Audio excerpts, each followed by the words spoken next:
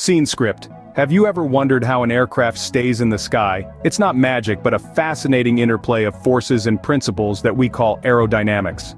As we go about our daily lives, this dance of unseen forces is constantly playing out above our heads. The aerodynamics of flight is all about balance and control, a subtle interplay between four key principles: lift, gravity, thrust, and drag. Imagine an invisible tug-of-war where lift and thrust strive to overcome gravity and drag.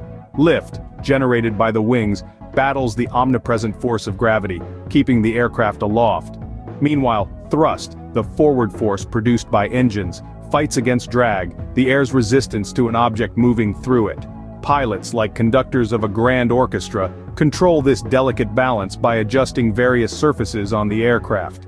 Ailerons, elevators, and rudders become their instruments, shaping the symphony of flight. So, buckle up as we unravel the secrets of these invisible forces that make flight possible. Firstly, let's tackle the principle of lift. It's the force that opposes gravity and allows an aircraft to rise into the air. Now, this might sound like magic, but it's pure science. A wing generates lift due to its unique shape and the way air flows over it. Consider the wing's cross-section, known as an airfoil. It's curved on the top and flatter on the bottom. When the aircraft moves forward, air splits at the leading edge of the wing. Some air goes over the top and some goes underneath. But here's where it gets interesting. The air traveling over the curved top surface has a longer path to travel, and therefore, it moves faster than the air flowing beneath the wing. This difference in speed creates a pressure differential, thanks to a principle you might remember from high school physics, Bernoulli's principle.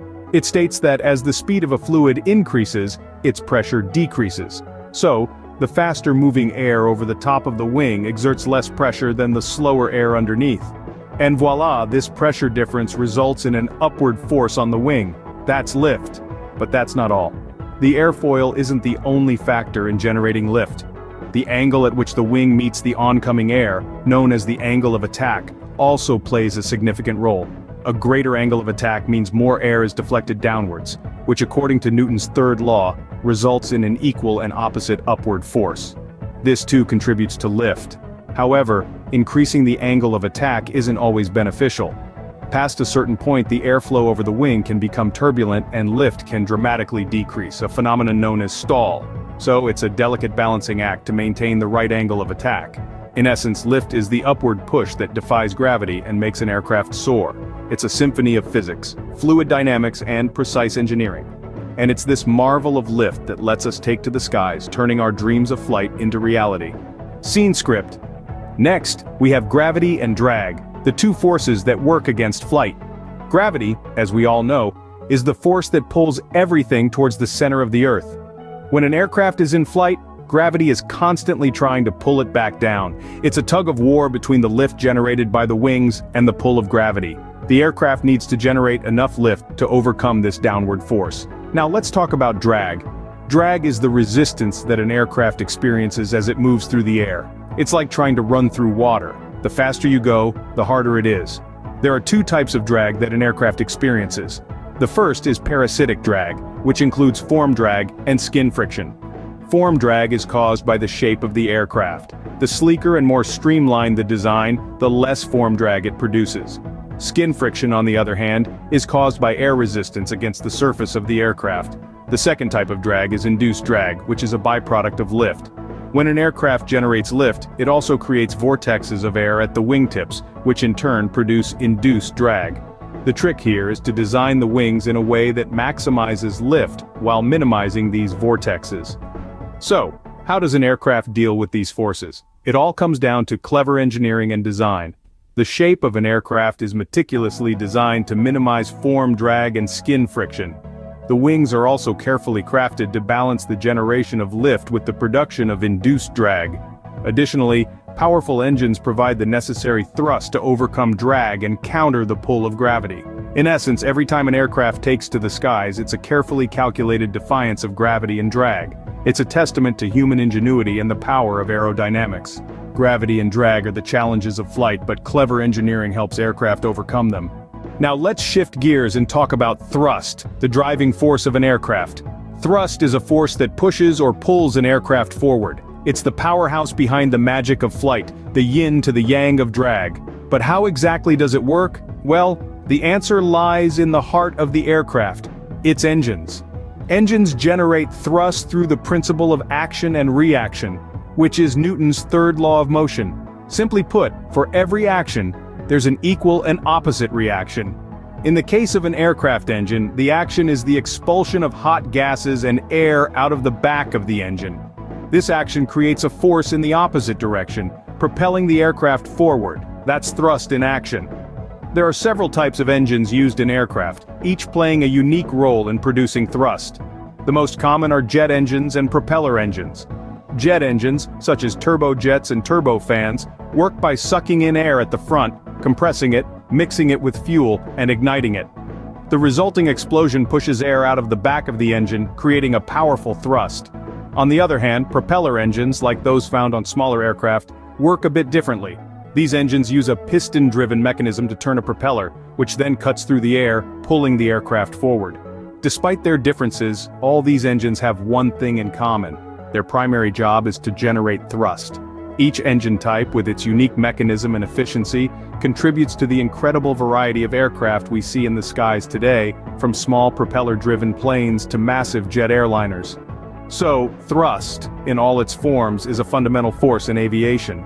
It's the push that overcomes pull, the power that beats resistance. It's what propels an aircraft forward, enabling it to climb into the sky, to travel vast distances and to bring us closer together no matter how far apart we are. Thrust is the force that propels an aircraft forward, beating drag and enabling flight. Finally, we arrive at how pilots control these forces to steer the aircraft. The mastery of flight is an art, and pilots are the artists, using the brushes of ailerons, elevators, and rudders to paint their journey across the sky. First, let's imagine the aircraft as a bird.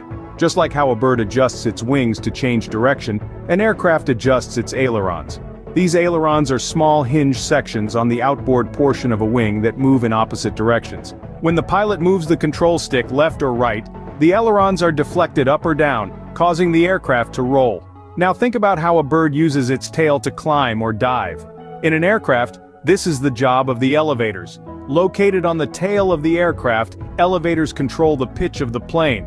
When the pilot pulls the control stick back, the elevators go up, causing the aircraft to climb. Pushing the stick forward does the opposite. Lastly, let's consider the rudder. You may think of a boat, and you'd be right. Much like a boat's rudder steers it left or right, an aircraft's rudder, situated on the vertical tail fin, controls yaw or side-to-side movement. When the pilot pushes the left or right pedal, the rudder moves, causing the nose of the aircraft to point in the corresponding direction. But it's not just about knowing what each control does. The real skill lies in using them together, in harmony, to balance the forces of lift, gravity, drag, and thrust. It's a delicate dance, a ballet in the sky, where every movement is calculated and precise. This is the art of flight. This is how pilots use ailerons, elevators, and rudders, these seemingly simple control surfaces, to create complex maneuvers, to turn, climb, descend, and most importantly, to maintain stable flight. With these controls, pilots master the forces of flight, steering their aircraft through the skies. So, now you know the principles that keep an aircraft in the sky. It's a beautiful ballet of scientific principles and engineering marvels. The wings generate lift, which battles the relentless force of gravity, keeping the aircraft aloft. But that's not all. The engines work tirelessly, producing thrust to propel the aircraft forward, while drag does its best to slow it down. It's a tug-of-war of forces, each playing its part in this aerial dance. And let's not forget the role of the pilots, masterfully adjusting the control surfaces, the ailerons, elevators, and rudders, to guide the aircraft's course. It's this intricate symphony of forces, each carefully balanced against the other, that keeps an aircraft in flight. It's a delicate balance of these forces that ensures the miracle of flight. So, the next time you look up at a plane in the sky, remember the incredible science that's keeping it aloft.